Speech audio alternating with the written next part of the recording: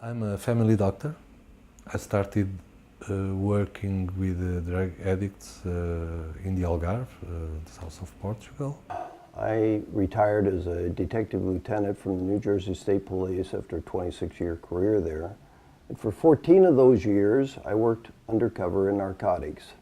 With the democratic revolution, with the association of these new things to the idea of freedom, there's a huge spread of experimentation. It was not a problem connected to marginalized people, but it happened with everybody. So medium class, high classes, people started to say, my son is not a criminal, he's someone who needs help. In my view, this was the field where the idea of decriminalizing grew. And even the Catholic Church supported this idea. When I started working undercover, it was 1970. That was the beginning of the war on drugs. And rather than try to help people who were abusing drugs, we decided we were going to criminalize this, and we were going to do everything we could do to destroy their lives, and boy, did we ever do it. We worked on the idea of like the film Reefer Madness, Man with a Golden Arm. We treated these people like they were some sort of demonic monsters. The police were told back then that these people would just as soon kill you as look at you. So when we hit the streets, we felt that these were the worst people we would ever be dealing with, and we treated them as you would treat somebody who was like that. It's still prohibited to use drugs in Portugal. People can incur in penalties, but not in jail penalties, not in a criminal record for life. It's only an administrative sanction, and which aims to address people to the adequate responses in society, either treatment facilities or other kind of social responses that they may need.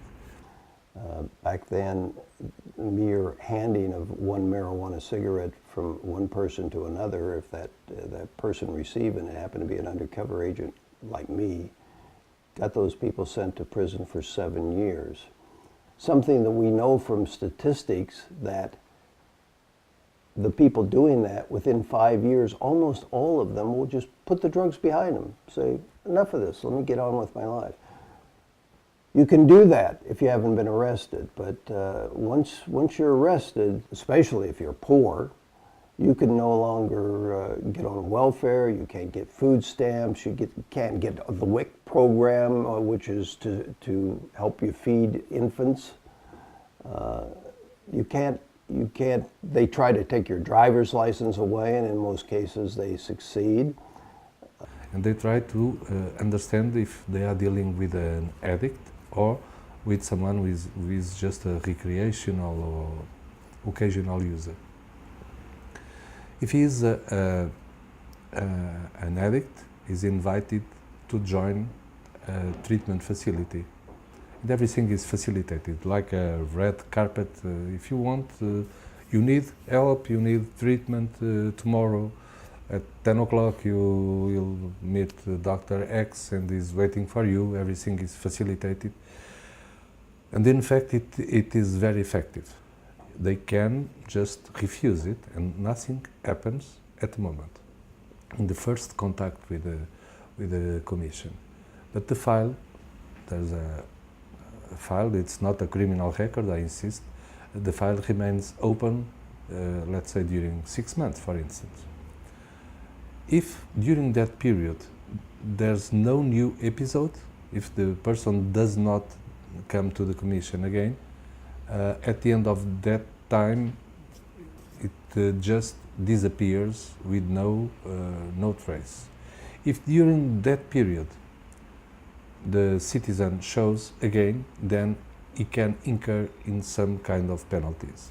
For drug addicts, never a fine. Your choice is still using drugs.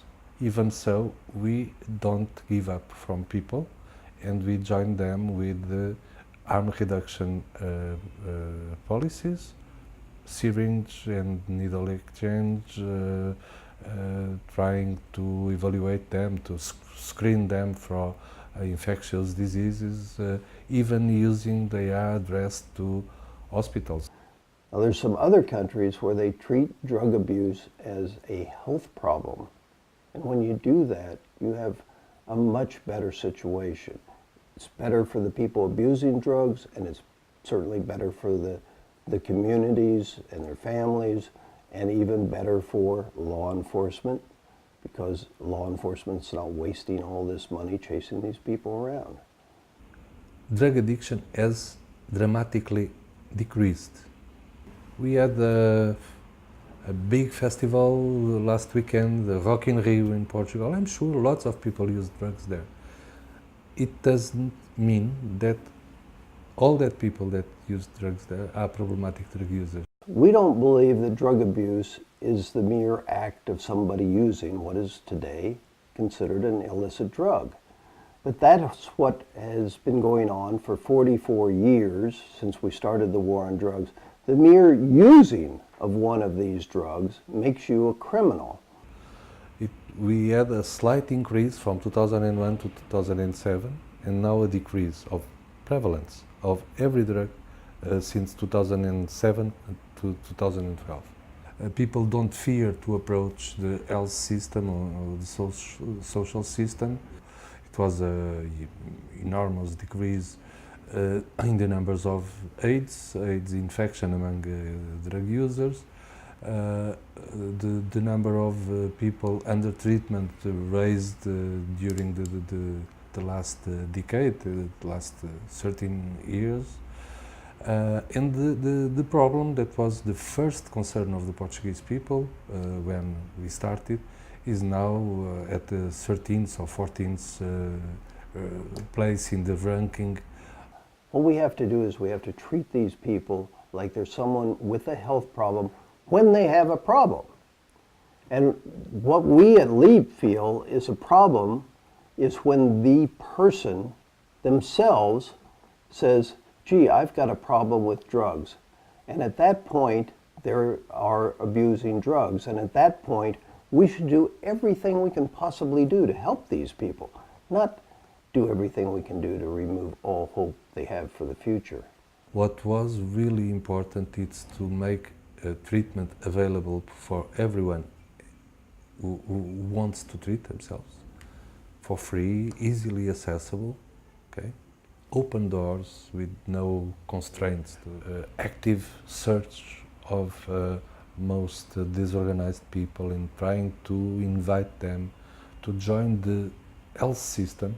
It's a complete package of policies that are sticked together by this idea of decriminalizing, of looking at drug addiction as a disease like the others, like diabetes or hypertension or whatever, a chronic relapsing disease.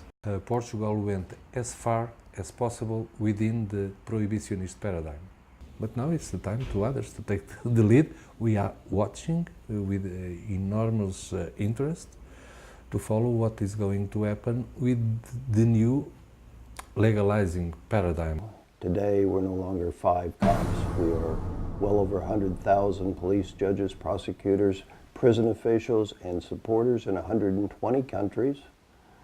And last January, we were just accepted by the United Nations as an NGO with consultant status for the Commission on Narcotic Drugs.